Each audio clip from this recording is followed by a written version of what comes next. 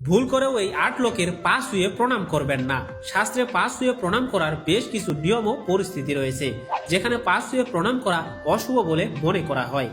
১. পূজাপাঠ বা ধ্যান জপ করা অবস্থায় কারো পা ছুঁয়ে প্রণাম করতে নেই। আগে পূজাপাঠ বা জপ শেষ হলে তারপর পা ছুঁয়ে প্রণাম করতে পারেন।